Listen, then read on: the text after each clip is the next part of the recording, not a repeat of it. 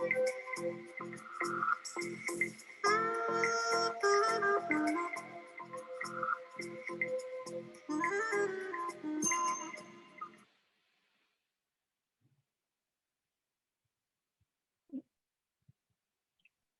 morning, good afternoon, good evening, wherever you are. Good morning from Washington, D.C. This is Sumant Timsina here from International Development Institute. And I will be, I'm not a host, but I'm here to welcome all of you to this webinar. I think this webinar is very timely as we all are facing this pandemic since March last year. And many countries are schools are still closed in many countries. Many countries are trying virtual world, and many different technique has been used for education. And I don't know if we were prepared for all these different methods that we are using in various parts of the countries, but I think we have done a pretty good job. So I really want to applaud all the educators around the world for trying really, really hard. All the agencies that has been helping out different countries, different teachers, principals, and policymakers. I think this was totally unprecedented. So keeping that in mind, we decided to host this webinar today. But before the webinar, I just want to say a few words about the host. So this is International Development Institute. We are based in Washington, D.C. We do have offices in a couple other parts of the countries, including in Asia and Africa. And we have a very committed team for education. We provide trainings and capacity building programs, some consulting in various parts of the world. And we do some research work as well. So recently, since pandemic, we have organized about 5 different training programs. And for some of the programs, bilateral and multilateral agencies were very kind enough, and some private foundations. So we had participants from Bangladesh, Nepal, India, Pakistan, Philippines, Singapore, Turkey, Ghana, and a couple other countries. And we continue to do that part. And at the same time, we thought this debate is very important. And so we have a very distinguished panels. They've been invited here. And my task is to introduce today's host. And today's host is Dr. Varaprasad. And he's a good friend of not just mine, but many of us here on this call, on this webinar. So I'm just going to go quickly introduce him. Dr. Prasad is from Singapore, and he has over 40 years of experience in higher education, equally split between polytechnic level education as well as university education. His extensive experience covers technical and higher education and management. He was the founding principal and CEO of the highly innovative team in Polytechnic and deputy president of National University of Singapore.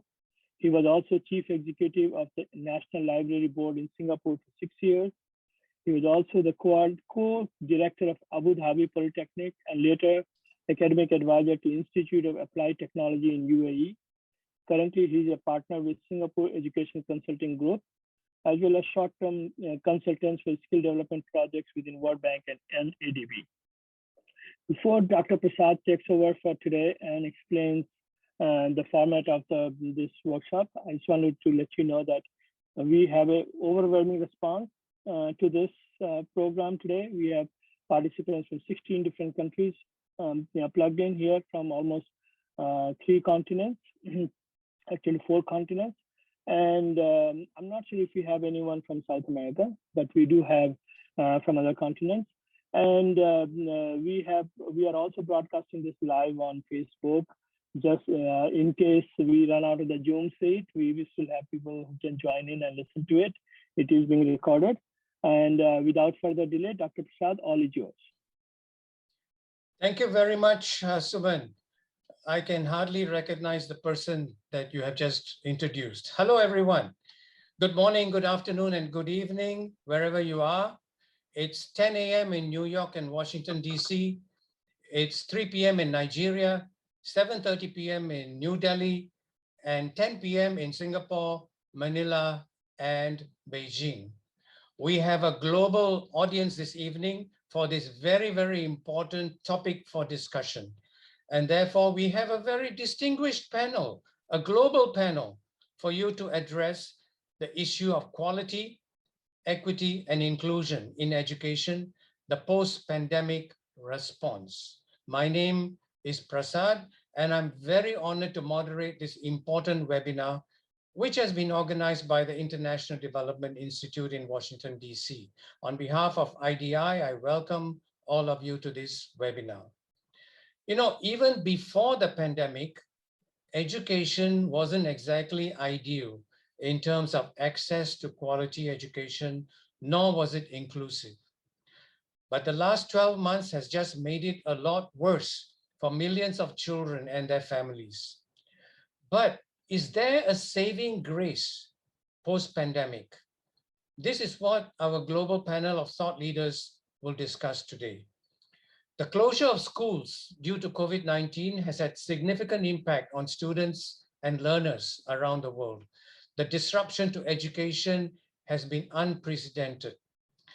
As the coronavirus escalated into a global pandemic, schools all over the world made the difficult decision to shut their doors, forcing an abrupt and nearly universal shift to distance learning that proved disruptive for teachers, students, and parents alike. What at first seemed like a temporary emergency precaution, however, quickly gave way to a new normal as students, even graduating seniors, were forced to finish the school year remotely. Now, almost 12 months later, school districts are grappling with how they can safely reopen.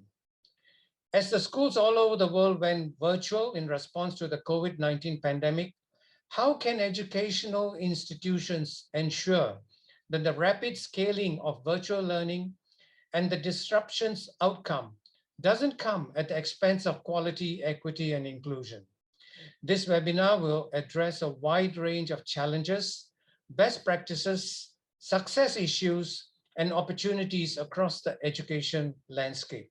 The distinguished presenters will share their challenges, their practical advice, and effective pedagogical strategies for creating and sustaining high quality, equitable, and inclusive learning environments online in the context of the post-pandemic of COVID-19.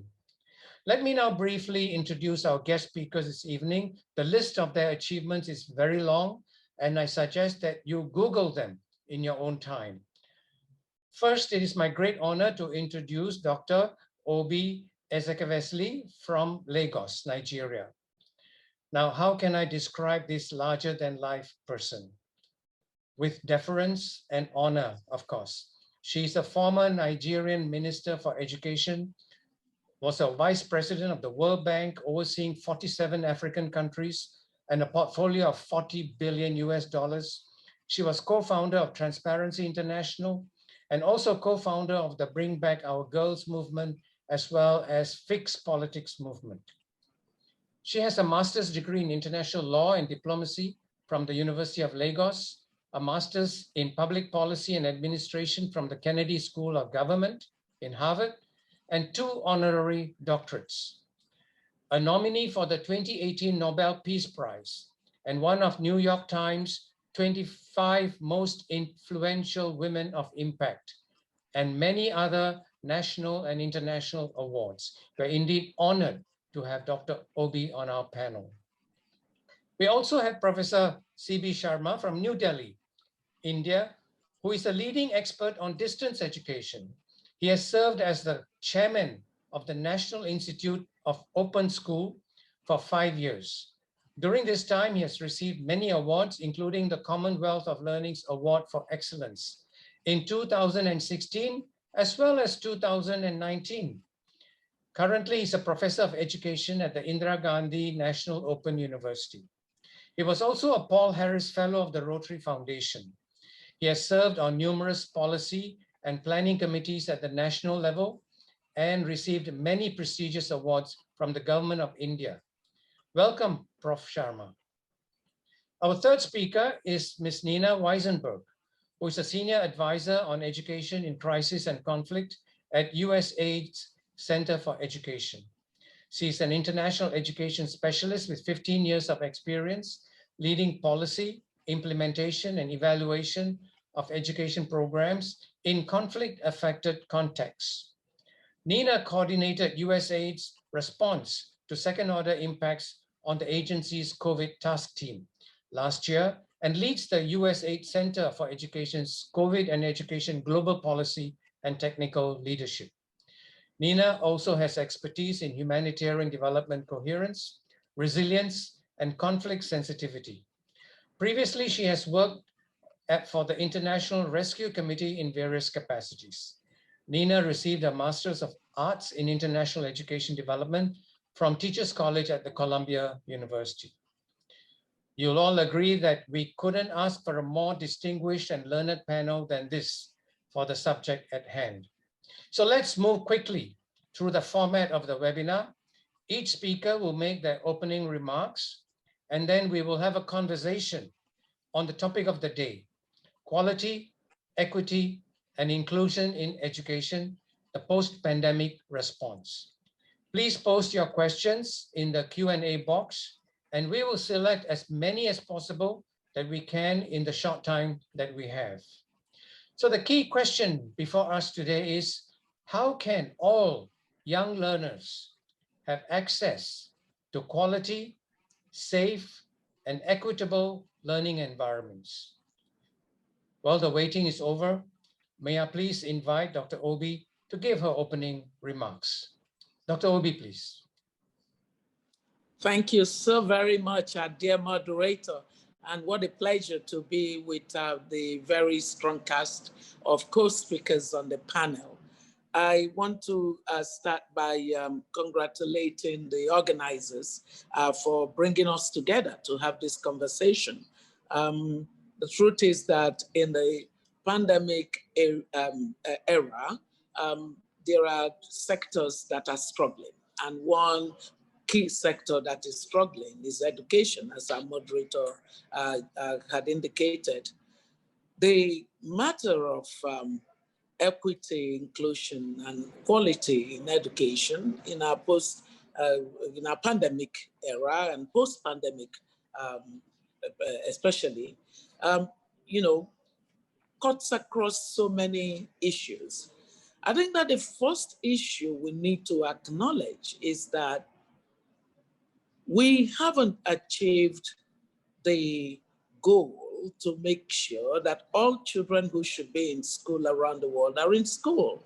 So we have more than 260 million children that are out of school. And for those ones, we're not even talking about being in the school and not learning well. And so the impetus for us is going to be to not forget out of school children in the traditional definition of it before COVID. Now we have many more children that are out of school, not out of their own doing, but but because the COVID protocols have made it impossible for them to be in school. But there are children who are locked out of school because of social, economic, all kinds of security barriers and all kinds of other barriers that stand in their way. Africa is the largest contributor to out-of-school children. My country, Nigeria, I think it is said that, Africa is more than 50% of the out-of-school children. And my country, Nigeria, is responsible for 1 out of every 5 of out-of-school children. That's a very dismal performance. When I was Minister of Education, out-of-school children mattered to me. By beginning some reforms to get more children into the school system, we established what is known as the Universal Basic Education Commission as an instrument to enable the federal government provide counterpart funding to promote the idea of children of school age being put into school across the country, even though the federal government does not have a mandate for basic education. So for an equalization process, for the for the goal of inclusion, making sure that nobody is left behind, the federal government had to take up that role. So let's not lose sight of our target for making sure that access, universal access to education is achieved in our pandemic period. And that means that we need to think of them while thinking of how to improve the learning achievements of those that are in school that we are afraid may not be learning well enough in a pandemic season. Now, it takes me to the second point, which is that for our children that are in school and for whom a change in circumstances, a new definition of what education is, forced on us by a pandemic, means that they are not able to have all the critical resources that enable learning available to them. And so for those that already are on the borderline of access, so they are in the school system, but in terms of access to quality education, they are not really getting it because they are in rural communities, especially when you think of poorer countries in Africa, South Asia, or Latin America, or Middle East, as the case may be. If those ones that were already on the margins of education, education quality, are now caught in this big problem of not being in the school system, big problem of teachers that did not and still do not have access to the tools of technology to make virtual learning an effective and efficient way of delivering learning, then we are definitely in trouble as a world, and we would need to think of that, in a different way. We have to think of it in a different way because it means that we need to realize that existing policies in education will need to be tweaked at a time like this. If we know that children are not learning, and they were, in fact, that in many classrooms around the world, especially in poorer economies, children were not learning because of a number of things. The quality of the teachers, the quality of instructional materials, the access to the relevant curriculum, and all these other factors that affect learning outcomes. If we know all of this before the pandemic, pre-pandemic era, we now need to think in terms of how policy would address those things using technology. And it means that we need to understand the role of technology better in ministries of education. Are the ministries of education the ones who are the purveyors of the policies that would enable better quality of education, better quality of teaching? Are they even aware? Are they knowledgeable about what it takes to use technology to disrupt some of the challenges that we were already dealing with? And then my third bucket of points is that when you think in terms of the goal that we want to achieve, which is that we want inclusive education, right, across the world and in countries, across the neighborhoods of countries. And we're thinking that, globally, regardless of the race, regardless of the ethnicity, the socioeconomic status and the gender or even disability of people, that they must have the same kind of educational opportunity that every other person has. Well, that's going to take a global dimension. And that global dimension would require much more than the tepid approach that we're taking to achieving the Sustainable Development Goals. whether it's, SDG 4 or the interrelated SDGs, we need to think and recognize that a world that is experiencing economic recession or a season of low growth is a world where there are going to be trade-offs. Sadly, what gets traded off end up being the most important thing. We want inclusion. We don't want people left behind. And we end up in a situation where budgetary allocations, budgetary resources are thin. And so political conversation around priority spending would mean that education, which hardly ever gets a strong constituency in the parliaments of the world, may actually really suffer a dramatic cut. If it suffers that cut, it means that even our desire for inclusion, we will not achieve it. Another point is that this is a time that the whole conversation around the role of the private sector and the public sector collectively in education would require a rethink. And that rethink means that the leveraging of the efficiencies that the market principles bring to the use of resources would need to be considered as part of the pathway for ensuring that we can achieve the equity goals. It is not proper for us to allow market principles to shut out children from school, because the basic opportunity of foundational learning, foundational literacy and numeracy skills, that is something that we must as a world owe every child. And we know that once a child is able to have the foundational literacy and numeracy skills, it means that our world is the better for it, because social and economic mobility is faster guaranteed.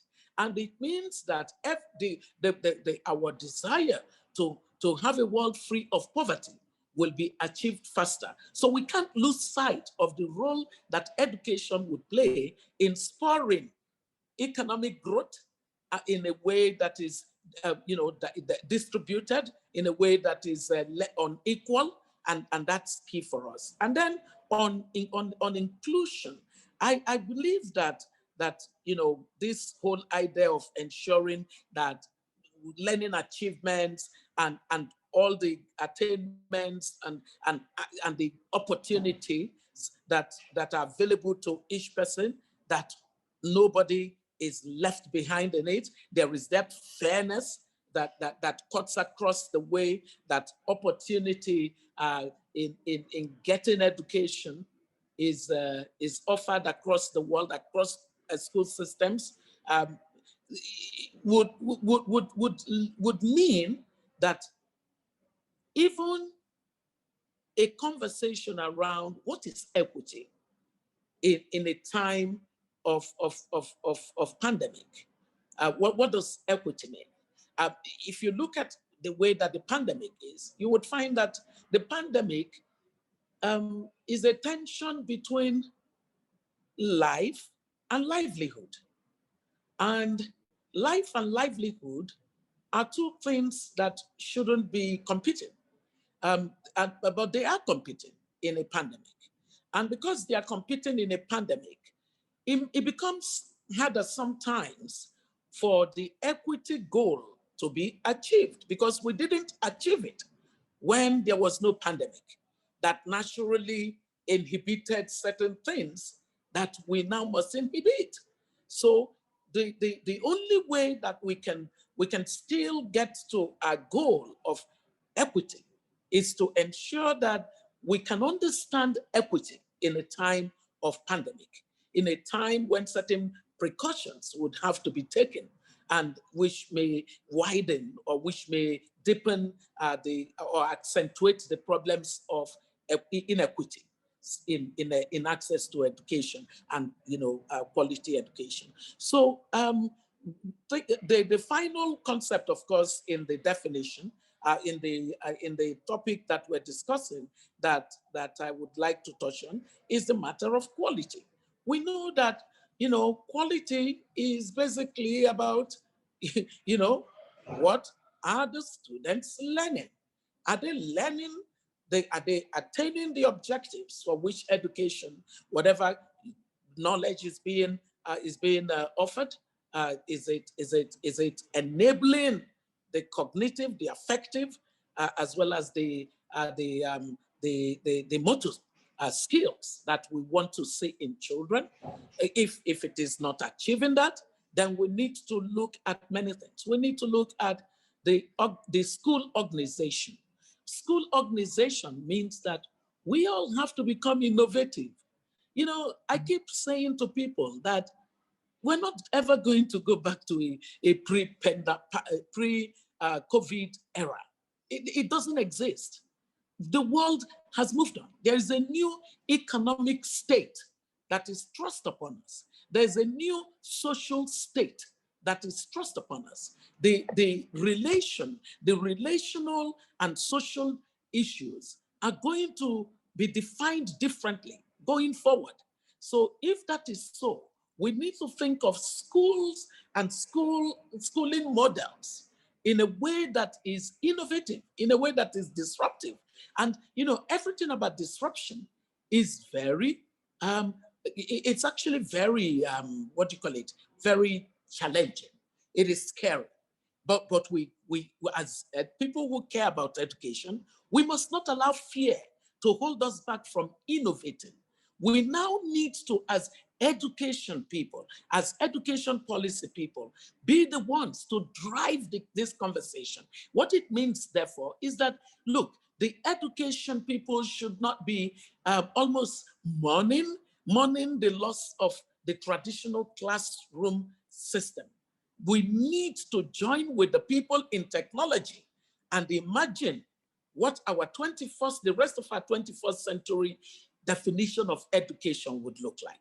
Teachers who are hoping that their students are going to come back in the way that they used to be, I'm not sure, because, you know, ladies and gentlemen, amongst the 10 global risks that were put on the agenda in a World Economic Forum report in 2020, in 2019 for 2020, a health pandemic was not on the list. We don't know what's in the offing. We don't know what's likely to happen next. We need to understand that our world of uncertainty behoves us to just have a mindset shift. The mindset shift is necessary. So we need to embrace the technology side of this conversation and begin to think of how you build classrooms at the different levels of social possibility, of social networks, social gatherings, so that we're also not losing people because of the problems of digital divide. But let's not imagine that we're going to just get back to the traditional school system. That's why I say, let's think of school organization and school leadership. What do we do to innovate it for what we see in our COVID era?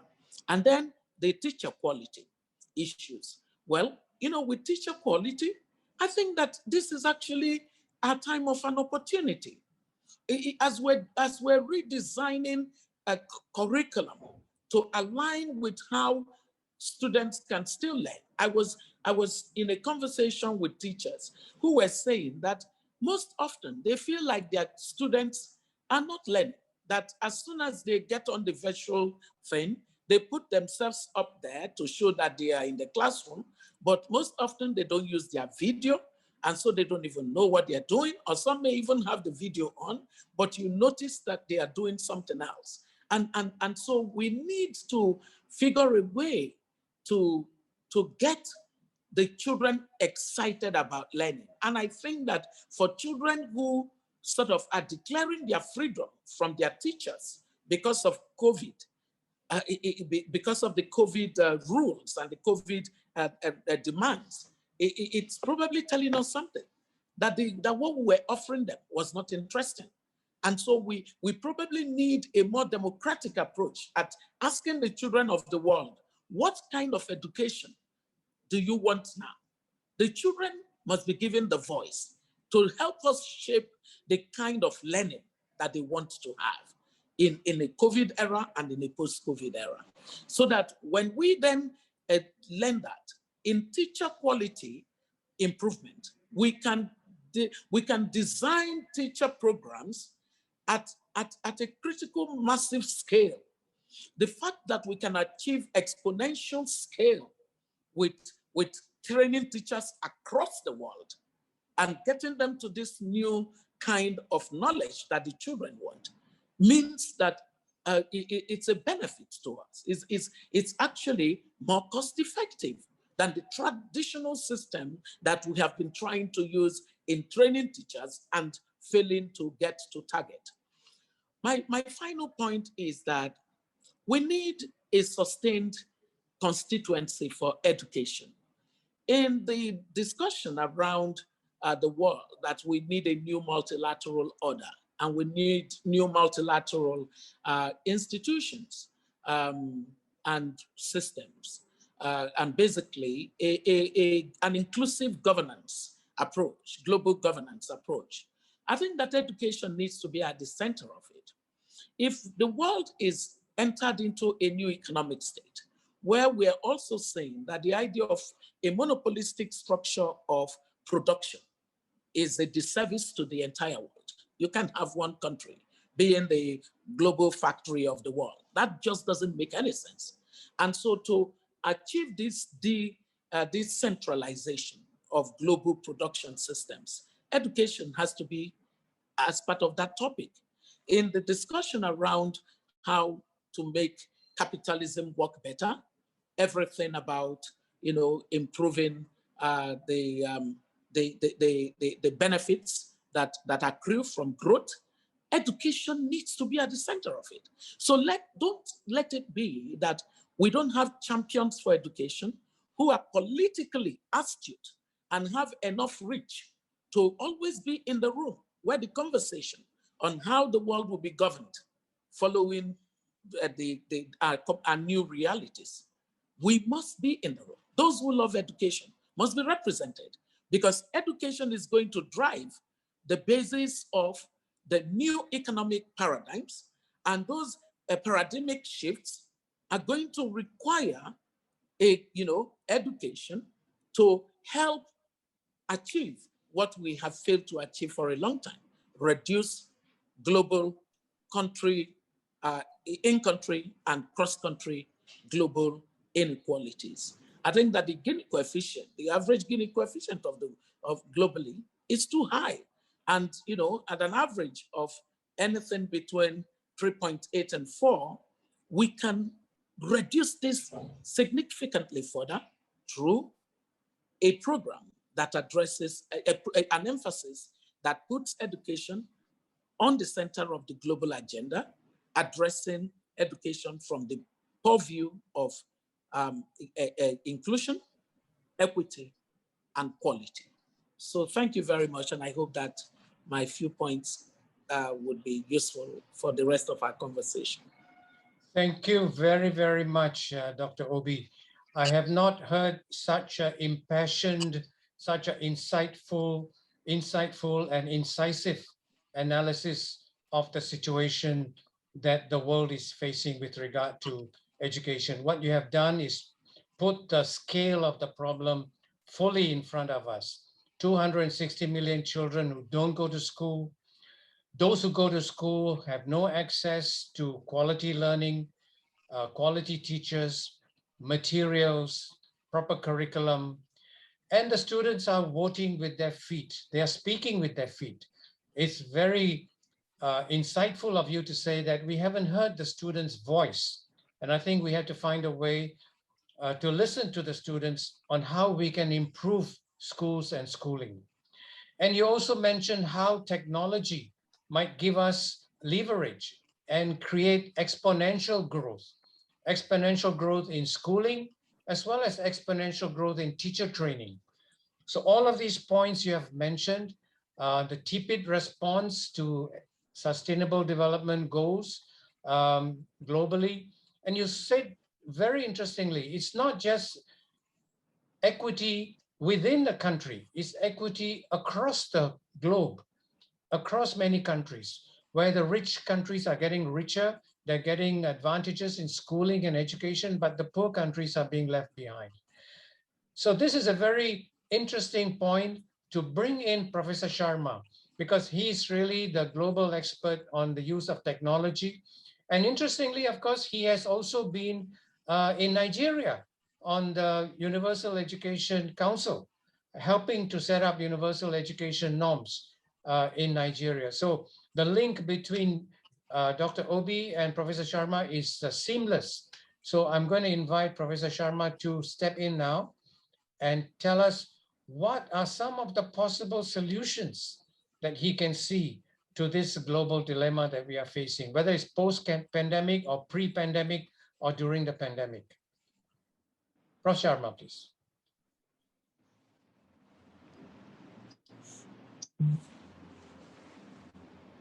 Thank you very much,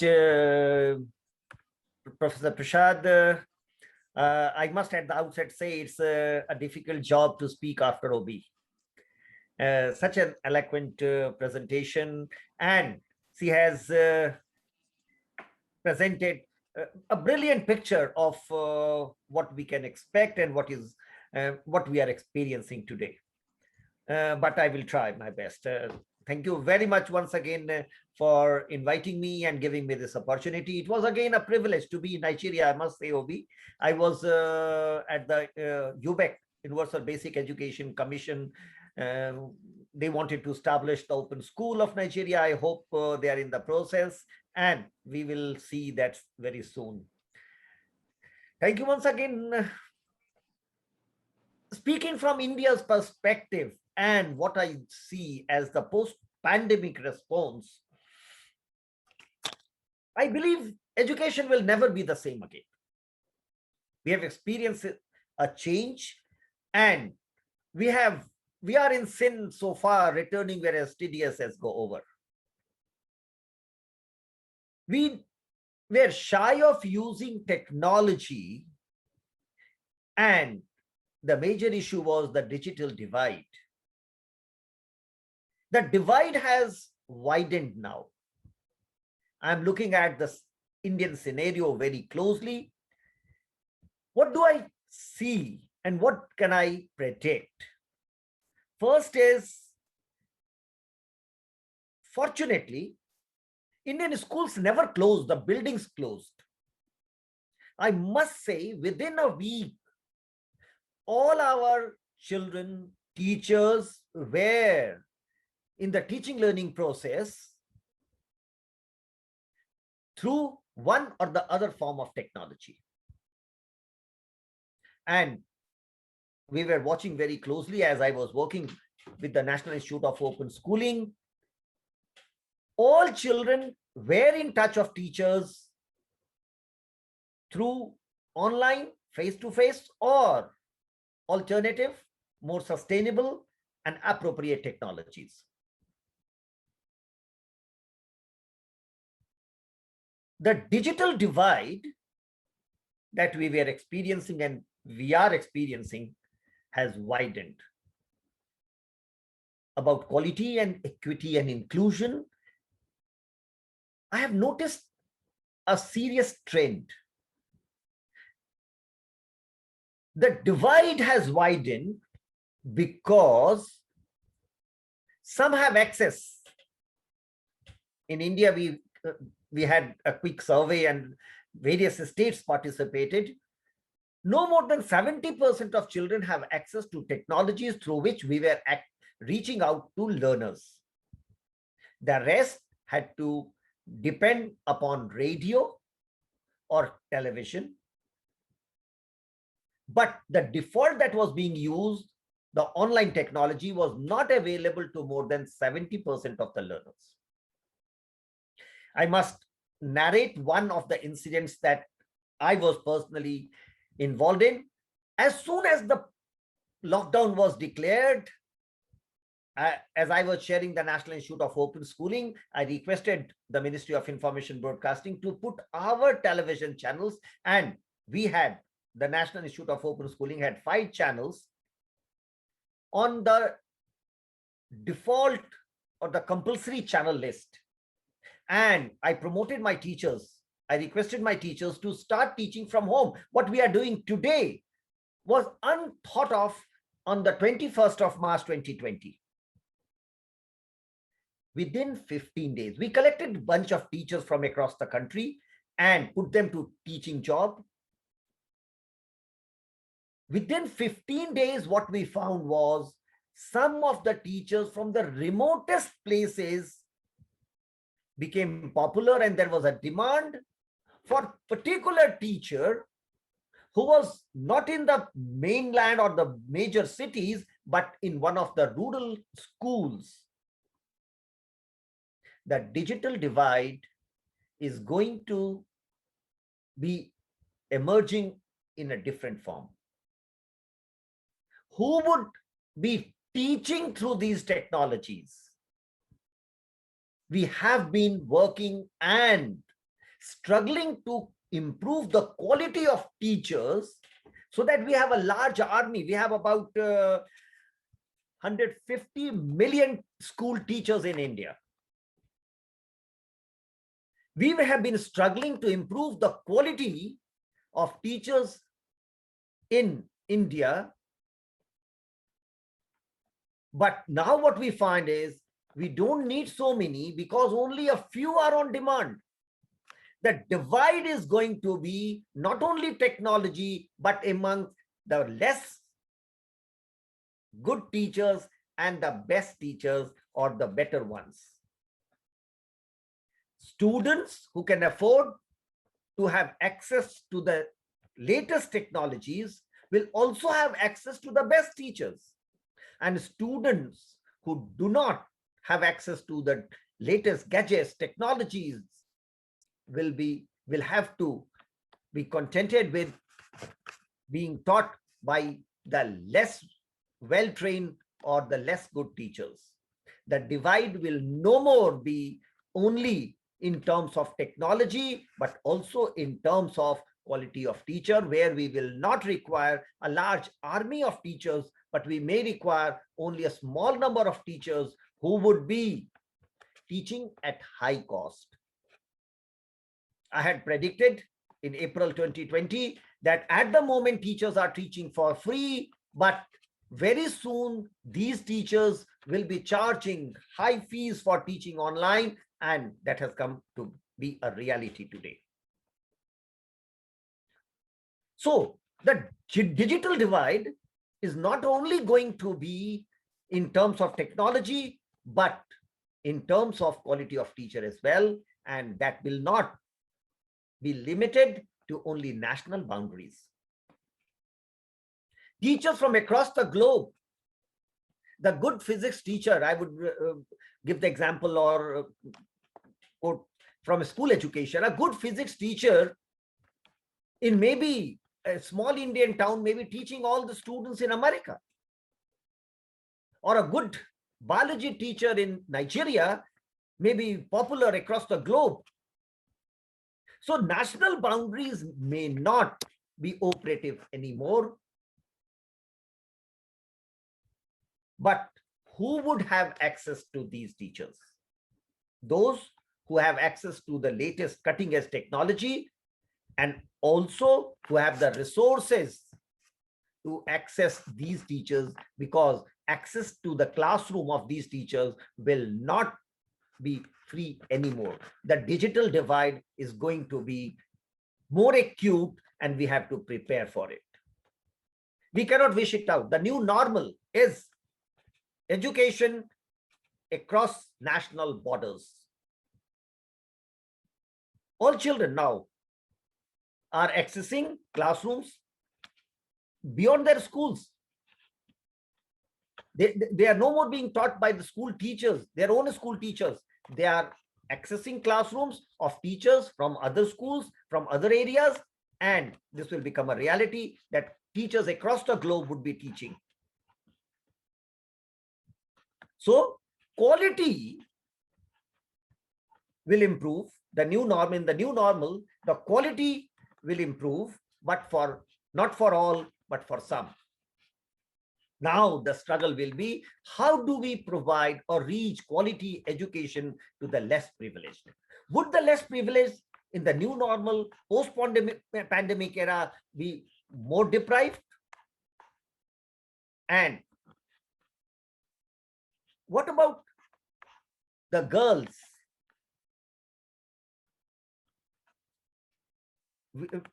In the Indian situation, I can generalize, and I believe the situation is true about African and other East Asian countries as well. The girls are given least priority in accessing education. The priority is to the boys.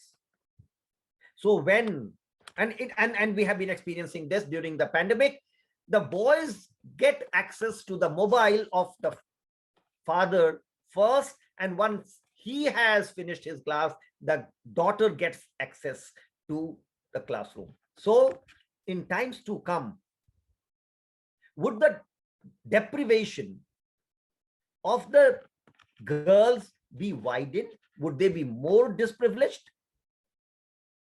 So the effort that we have been making to bring in girls in the mainstream will get a setback. So in the post-pandemic, I don't expect the classes, the schools to go back to normal. As I believe Oby also has hinted that the schools will not be the same again. We will have to think of new models. The blended model perhaps will be default, where partly face-to-face, partly online will be the normal. So I believe in the post-pandemic, I won't take more time. I would be happy answering questions. I will stick to the 10 minutes that has been given. In the post-pandemic, what I believe is quality will improve, because classroom will not be only a classroom of the school, it will be global classroom. Most students will not have access to best quality teaching, because they will neither have the resources to obtain a gadget and so access the best teachers. Those who are less privileged, the girls, the disabled, the rural population will be more deprived, provided the government comes to their rescue. And teachers will have to be trained in the new teaching learning process. I'm afraid when I look at the policy of India, online education, distance mode education had regularly, continuously got a bashing, because it was always felt that online education, distance education is not really a quality format. However, large majority of students from the rural areas, the girls, they prefer distance education, but unfortunately it was not preferred. What I believe, we will have to have a different format of training. I must quote a few examples from India. India was fortunate to have its own, the massive open online platform.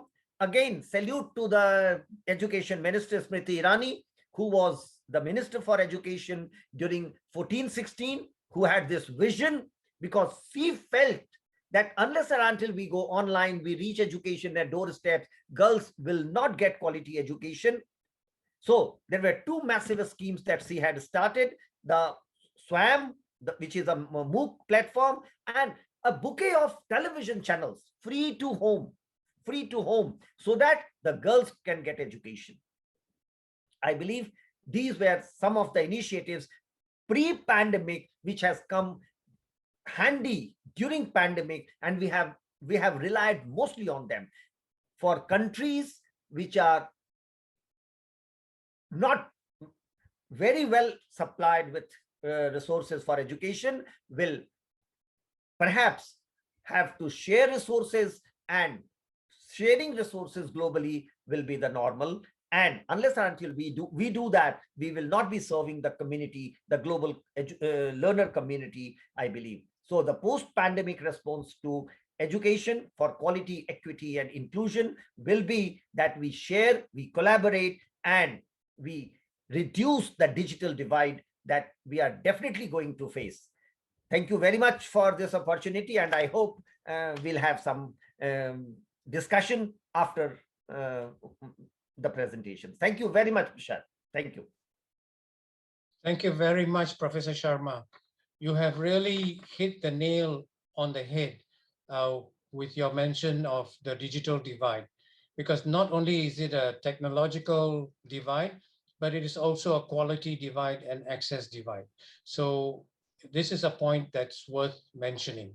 And you've also mentioned the rise of a global teacher force, where all the best teachers in the world, from whichever country they might be, would be the ones in demand, because now technology enables them to be accessible to everyone. And the conclusion that you draw is that quality might go up, but not for all. And therefore, there'll be a great number of people who are still unable to access that quality because the price points will be going up as well. This also brings us to Dr. Oby's point about the role of the private sector and how the private and public sector can work together. Because she made it very clear that incrementalism is not going to work. We need something innovative, something of a big bang in education to make things happen. And I think that what you are saying is the sharing of global resources might be one of that, because why reinvent the same curriculum?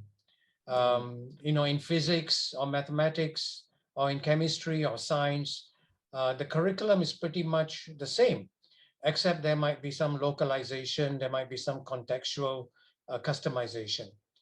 But this is a very good point for us to move to Nina Weisenberg, because we are very keen to know about USAID's efforts in bringing equity to conflict-ridden zones, as well as what USAID did during the pandemic. The questions are coming in thick and fast, so please be prepared to answer a lot of quite deep and searching questions. So over to you, Nina. Great. Thank you so much, Prashad, and thank you to the International Development Institute for hosting today's discussion. Also, thank you so much to Minister Oby and Professor Chandra.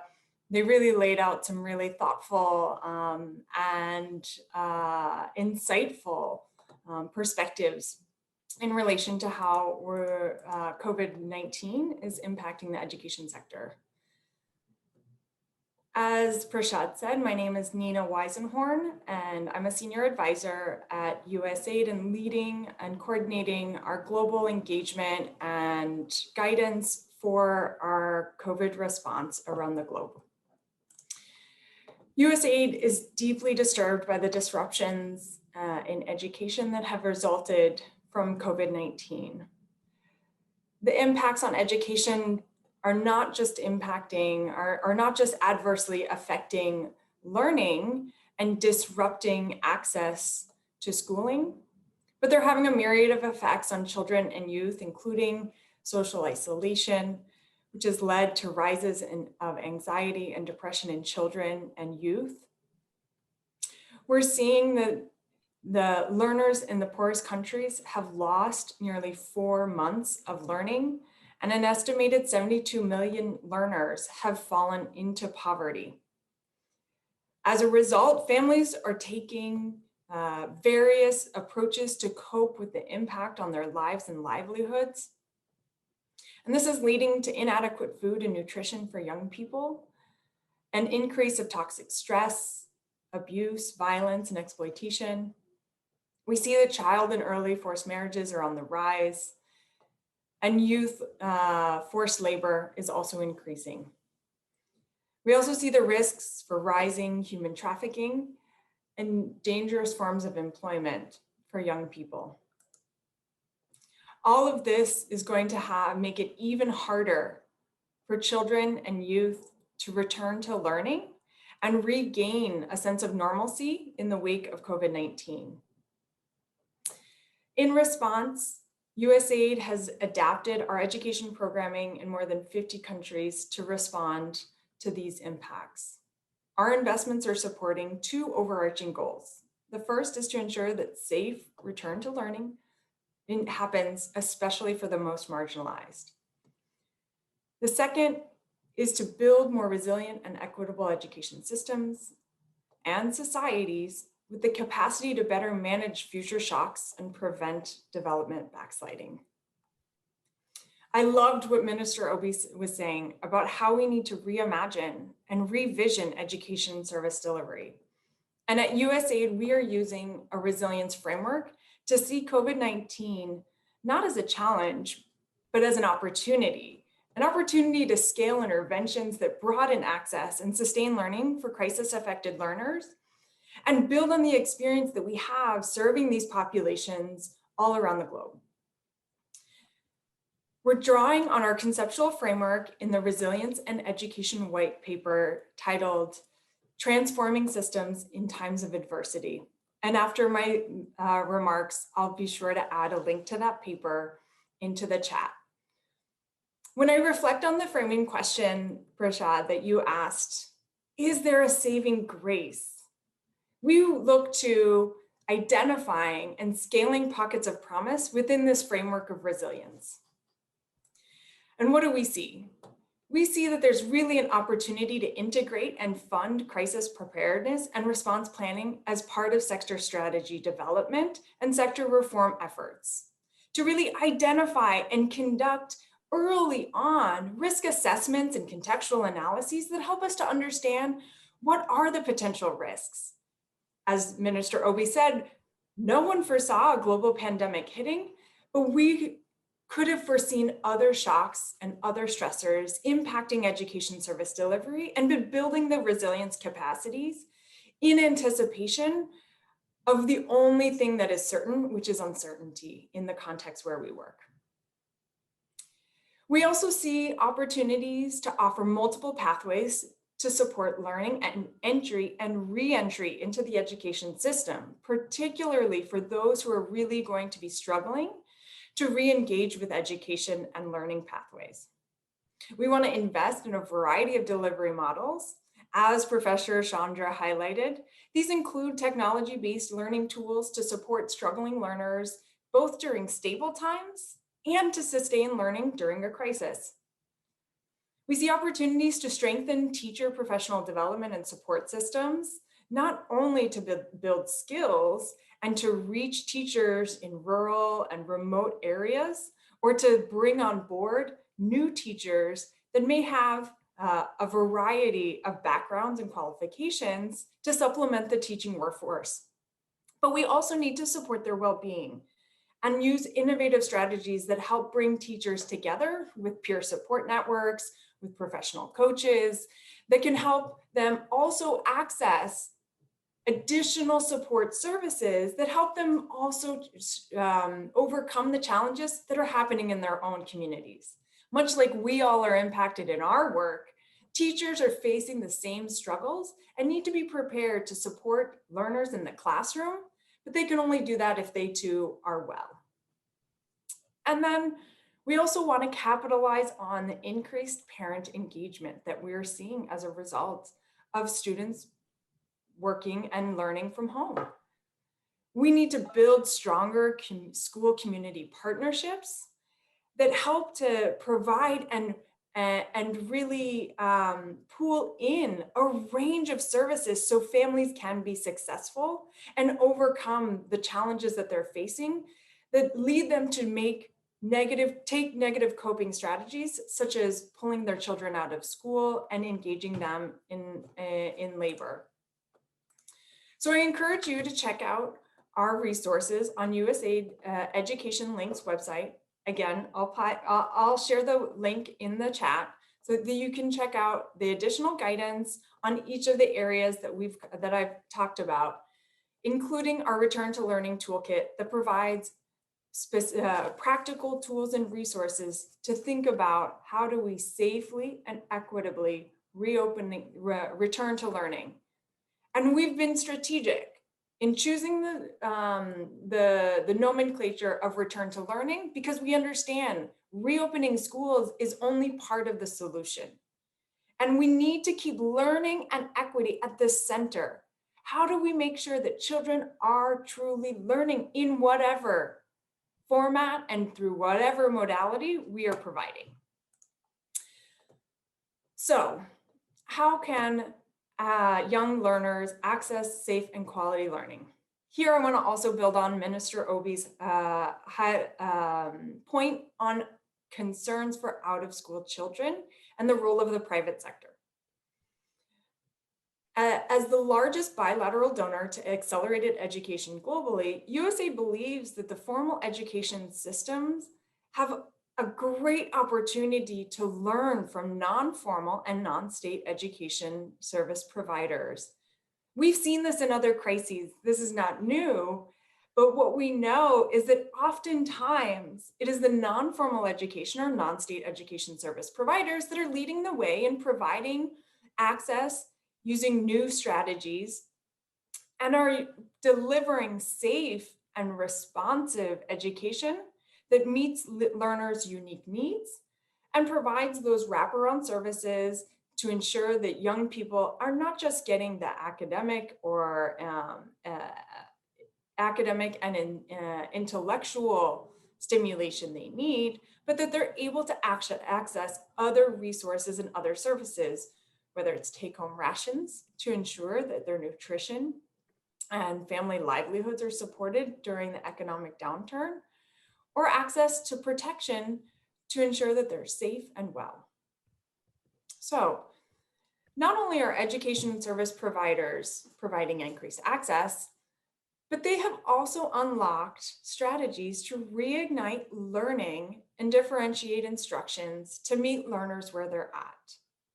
USAID conducted a literature review of strategies for condensing curricula, adapting instructional time, and pedagogical best practices to accelerated and catch-up learning. Through this literature review, we found that there are a range of critical strategies that school systems can take and bring over from the non-formal learning space. For example, one thing we know is that when we're integrating and the need to help catch up and really invest in the recovery of learning loss, that we have to maintain a focus on the current grade level standards with appropriate support for requisite skills to be mastered and built in progressively throughout the school year, and not simply go back and restart prior learning loss and wait to catch up, but instead to weave together with prioritized competencies that really build foundational skills, particularly for the youngest in literacy and numeracy, so that learners can get up to speed.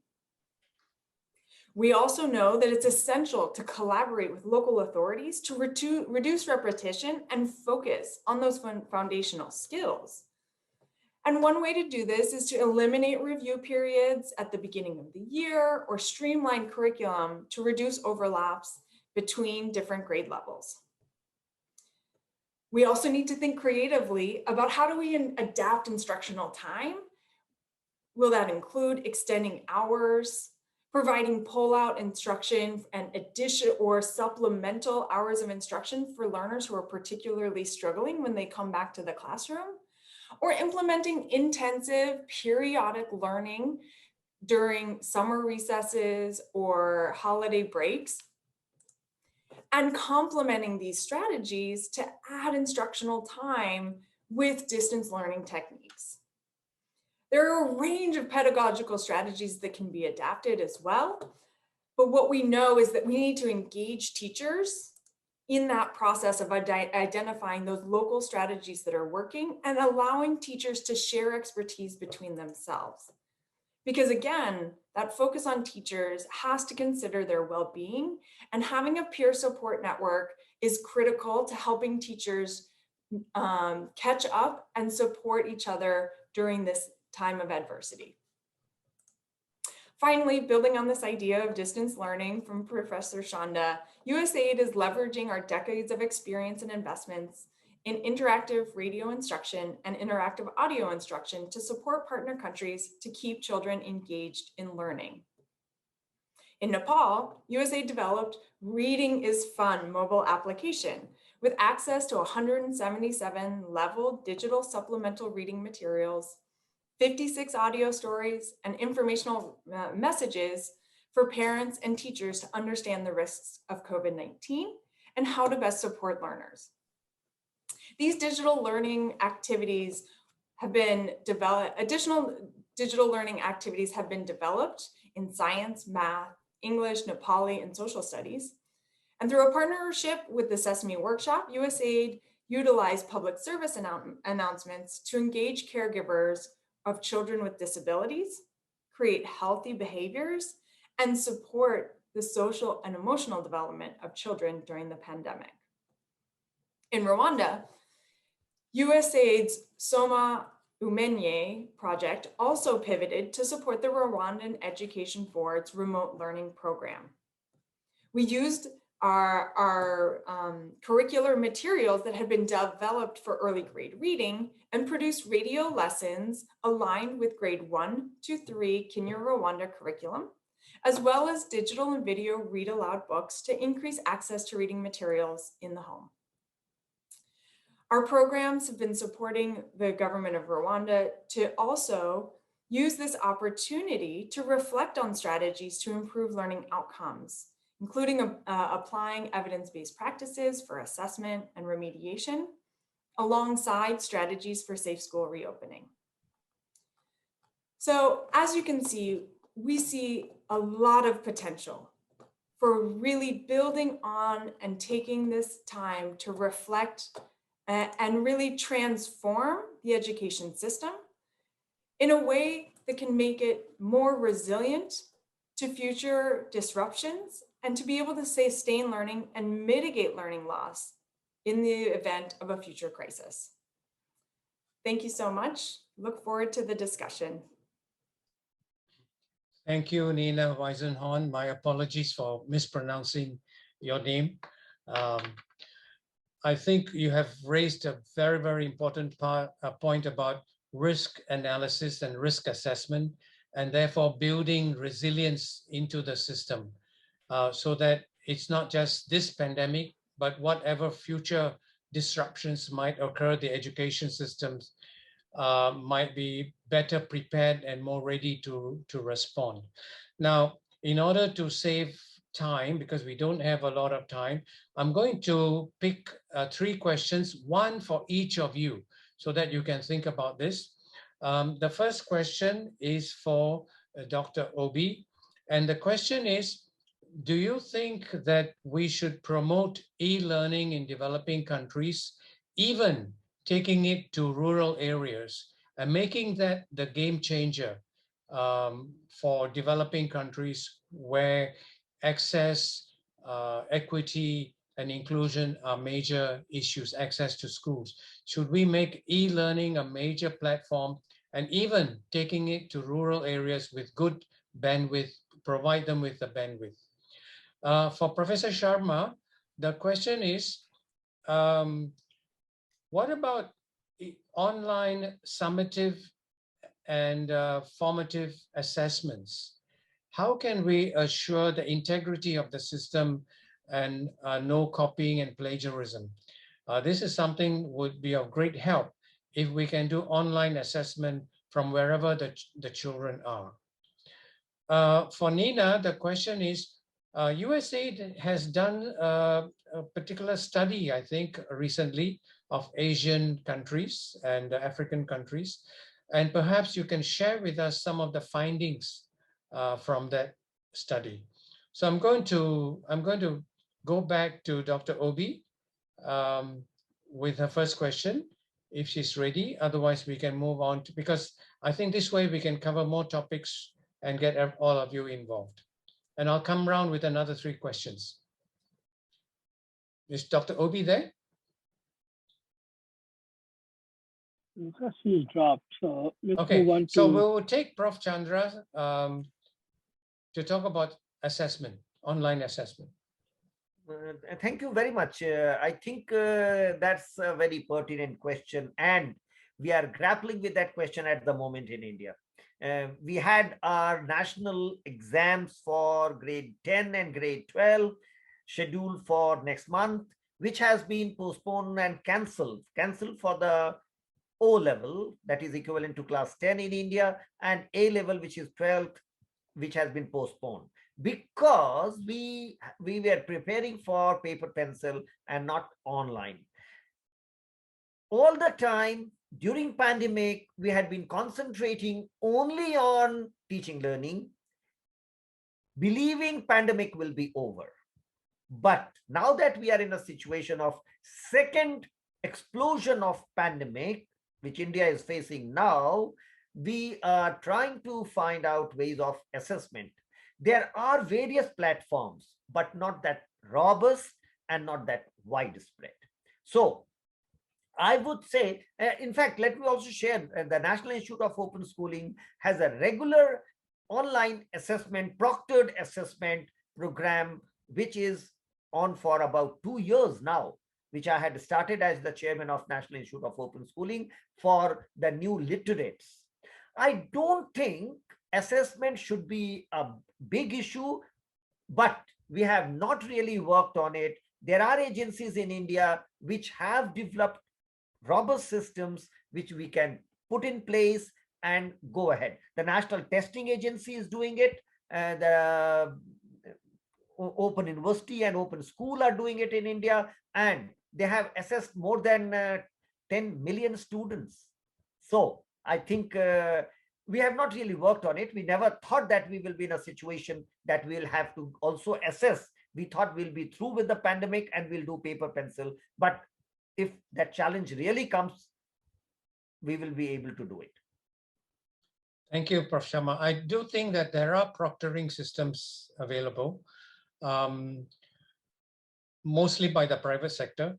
So it's a question of A, affordability, and B, also working with the private sector to see how to bring these proctoring and assessment systems to the schools, perhaps in a very low cost manner, because it might require special tablets or Padlets or whatever. But you're right, because these testing systems are being developed now in a very great hurry.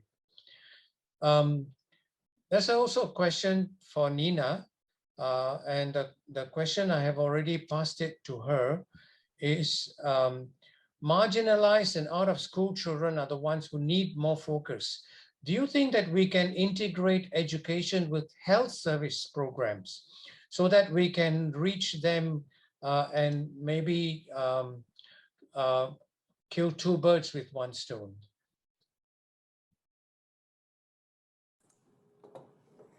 Great question. Yes, I think we're definitely seeing, we have a lot of evidence about the success of integrating health and education programming. We see education, particularly during crises, serving as a hub of a whole range of community services that help not only to increase health or nutrition outcomes, but they also have a positive relationship on increasing education outcomes. We've seen this from our experience in the broad literature on such things as providing iron supplements to children in schools and doing deworming campaigns.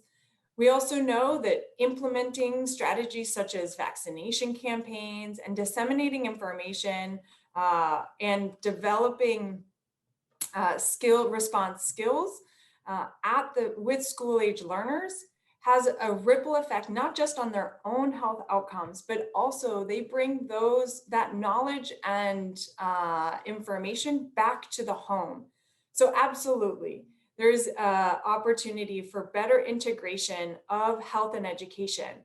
And what I think in some countries that we've seen has been an extremely successful way of this integration during a crisis is ensuring that there's national coordination of response efforts.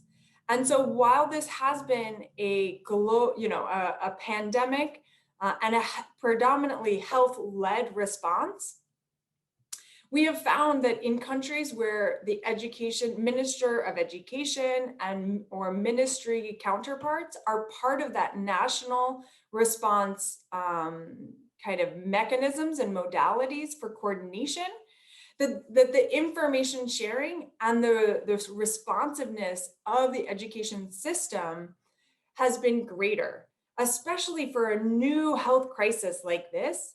The education system also has to rely on our health and public health colleagues to really have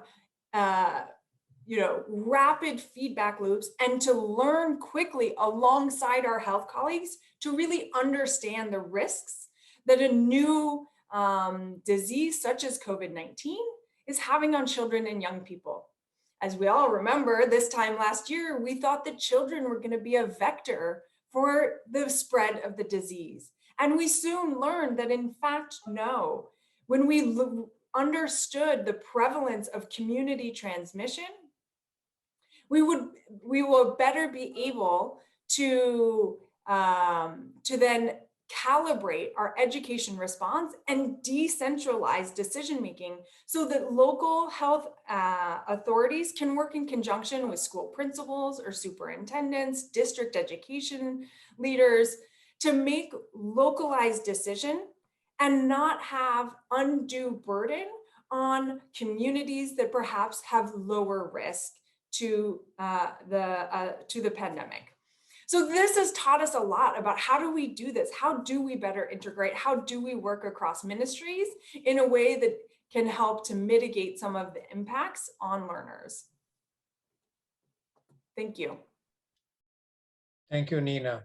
I just want to mention that we do have a number of people who have raised their hands. Unfortunately, we are not in a position to monitor too many panels. So if you put your questions on chat, there are a couple of people who are running through all the questions and will be able to put them to the panelists. So if you don't mind that. I have posed a couple of questions to Prof. Chandra. And one important thing is about teacher training in the technologies. It seems to me that many of the young people today are digital natives, and they are probably a lot more familiar with the technology than even some of our teachers. And unless we train our teachers very thoroughly, we're going to have a digital divide among our teachers. So do you think that quality teacher training or completely revamped teacher training is necessary in all our colleges of education? I mean, you are a professor in a school of education. Maybe you might want to address this. Thank you very much, Professor Prasad. I think I didn't mention in my presentation, we had passed a Right to Education Act in India in 2009, and we had promised that all our school teachers would be trained by 2015. This could not happen. In 2017, the government gave me this responsibility as chairman of the National Institute of Open Schooling.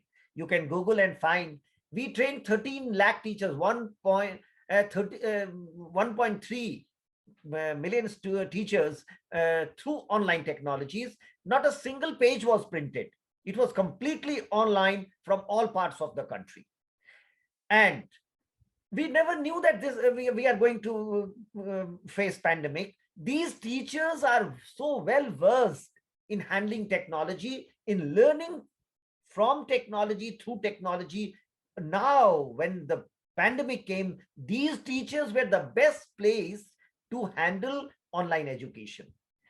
Fortunately as well, India had a review committee in 2015, and I was privileged to be a member of that Teacher Education Review Committee of India. We had suggested 4-year B.Ed program, and we had also mentioned various new things to teacher education, especially training in technology.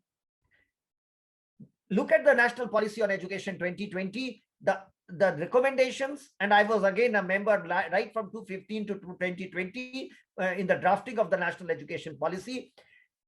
The policy has put technology center stage in teacher training. With a country of the size of India, we cannot have face-to-face. We have to rely on technology when it comes to teacher training. As I told you, 150 million teachers are employed. How do we retrain them? How do we update them? How do we bring the new content? So we have also mentioned that all teachers every year would do at least 50 hours of self-development through online programs, which we are now in the process of developing. Every teacher will have to personally undergo. I have a feeling post-pandemic, because in India, we had a tussle between face-to-face and technology-oriented distance education. The traditional education never accommodated or never accepted distance mode. But thanks to pandemic, distance education, technology, augmented education is now accepted. I believe India will be a front runner in technology-oriented education and teacher education as well. Thank you. Thank you. In fact, India is very well known for providing tutorials for students in the US directly through top-notch teachers who are being paid, by the various students. I want to throw a question to Nina right now, if you don't mind. And the question is,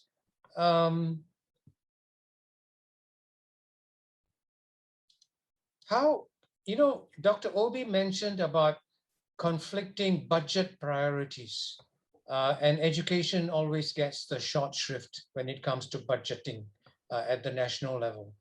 Is there anything that USAID has been doing to help in the budgeting process to divert more money to education? Yes, great question. And I was really happy that Minister Oby raised this point because we too share the concern that national budgets are risk being on the decline as a result of COVID-19. Not only is there a risk for national budgets to be on the decline, but UNESCO and the World Bank are also projecting a 20% decrease in international development resources going to education over the next 2 years. This is of grave concern to us. We cannot lose the development gains that we have made over the past decade. And instead, we really want to see that our COVID response is redoubling efforts to really drive home investments and to target them in a way that is smart and is going to help us not just bounce back, but to build back better, as I said before. And so USAID is partnering with ministries of education to develop response strategies and to really look at how can we budget and plan out response and recovery and build that into the existing recovery and planning efforts. So we're also looking at how can we leverage our leadership at a global scale to mobilize investments from like-minded donors and really galvanize the support of multilateral organizations to increase investments in this space. But we can't do it alone. And I think Minister Oby also highlighted the critical role that the private sector is going to play here, right? The private sector has to come in with the tools and resources to help us to scale and innovate in new ways. So absolutely, this is a concern, and we continue to work with other donor governments as well as multilaterals, particularly the Global Partnership for Education and Education Cannot Wait, to strengthen the Ministry of Education planning and budgeting processes. Thank you, Nina. There's no question that the pandemic has put us behind in the progress that has been made. And now I think we are perhaps 1 or 2 years or 3 years behind in education. But you mentioned the private sector. So I'm going to raise the very last question for this evening with Prof. Chandra. How do you see the private sector coming into partnering with the public government and public institutions with respect to the access to technology, not just digital technology, but also traditional technology as radio, TV, audio, podcasts, using access to smartphones, and so on and so forth? Professor Prasad, I must say you have asked the most difficult question, because the answer to this question will require to reflect on the performance of the governments of India. Public institutions in India have not really performed very well. And on the contrary, some of the private institutions in the private sector are doing very well. School education largely depends upon private sector, and they are doing the best job. Higher education, in the last 20 years, a few universities have come up, institutions of higher education have come up, and they are now taking center stage. In times to come, I understand technology augmented education requires a lot of money, which private institutions will initially find difficult to garner, but in the public sector, it's very difficult to pass through the bureaucratic setup. Unfortunately, the Indian education system is too bureaucratic, and it's difficult to subvert the red tapeism. What I would believe is, in times to come, the private sector will go much faster and emerge as the leading institution, as we have in school education. The best of the schools are in private sector.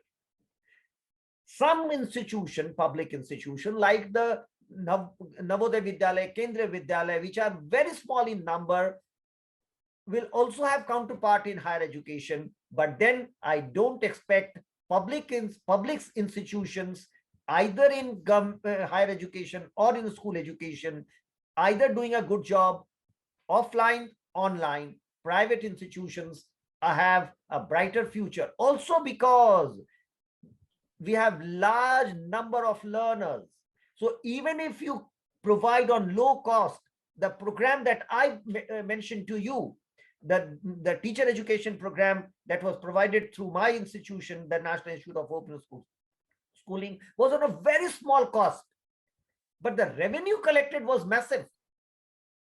So I believe private institution, even if they provide on low cost, they would be doing a good job. So students, learners will prefer private institutions first, and they have a brighter future. I don't see public sector really doing very well in India, either in face-to-face or technology augmented education.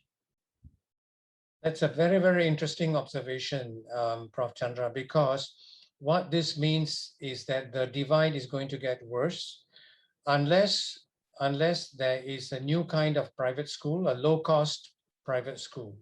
And I think there is a gap in the education landscape, which is low-cost private school, but with the same advantages as a regular private school. Just to close up, last year, 2020, India published the NEP 2020, the new education policy. But that was studied before the pandemic, before COVID.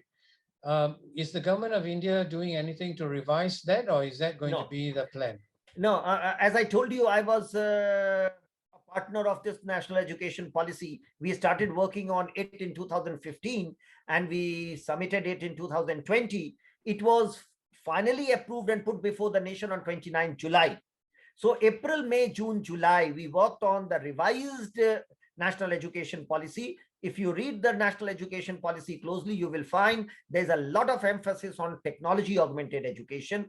And we had taken the pandemic into consideration before it was finally released to the nation. So if you read the policy, you will find that technology has a lot of place. Just to give you one example, the policy says teachers will have to undergo self-training every year. And the model that we have prescribed is the one that we had adopted in the National Institute of Open Schooling for training 1.3 million teachers. So it is said they will all have to undergo that.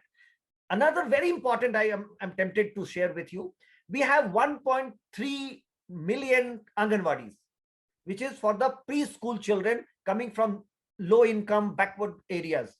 These Anganwadis have to be revamped, and they will be revamped, or the retraining of the Anganwadi workers will be done through online technology on the model that we had adopted for the distance diploma in elementary education. So I don't think the national education policy needs a revision after the pandemic.